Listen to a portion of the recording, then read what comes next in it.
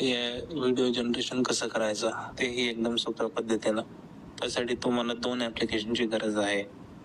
ते पहिलं ॲप्लिकेशन आहे ChatGPT आणि दुसरं ॲप्लिकेशन आहे फ्लो. तुम्ही यात पाहू शकता माझ्याकडं फ्लो आणि ChatGPT हे दोन्ही ॲप्लिकेशन आहेत.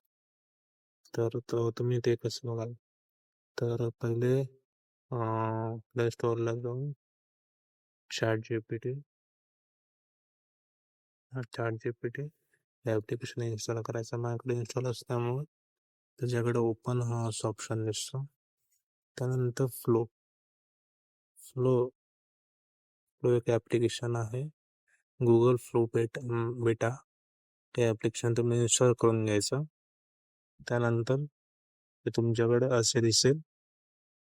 मग असं दिसल्यानंतर तुम्ही ChatGPT मध्ये जाऊन एक स्टोरी सांगायची त्यांना.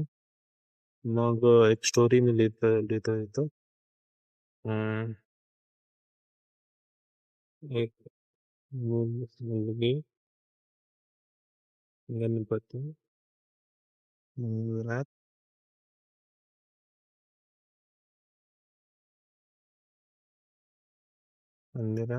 जाते आणि घंटा वाजवते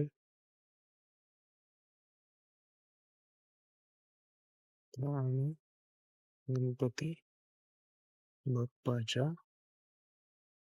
पाया पडते.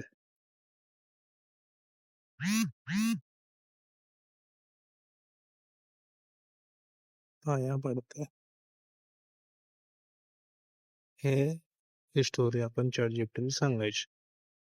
एक मुलगी गणपती मंदिरात जाते आणि घंटा वाजवते आणि गणपती बाप्पाच्या पाया पडते. स्टोरी सांगितल्यानंतर ChatGPT तुम्हाला एक स्टोरी तयार करून देते. त्या स्टोरीचा व्हिडिओ करून देते. Video prompt of this story. हे असं केल्यानंतर तुम्हाला ChatGPT व्हिडिओ फॉर्मॅटमध्ये देतं. तर तो अख्खाच्या अख्खा प्रॉम्प्ट तुम्ही कॉपी करायचा. त्यानंतर फ्लो मध्ये जाऊन तो प्रॉम्प्ट पेस्ट करायचा डायरेक्ट. तिथे गेल्यानंतर डायरेक्ट हा प्रॉम्प्ट पेस्ट करायचा. त्यानंतर इथं इमेज आहे तिथं चेंजेस करायचं व्हिडिओमध्ये. तुम्हाला रेशो सांगतील. हा जो रेशो आहे 9:16 हा शॉर्ट्सवाला आहे. 16:9 हा लॉंग व्हिडिओसाठी आहे.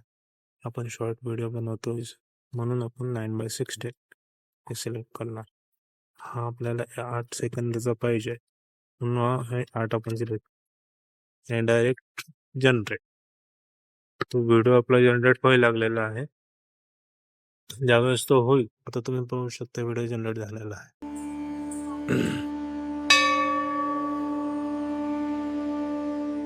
गणपती बाप्पा मोरया.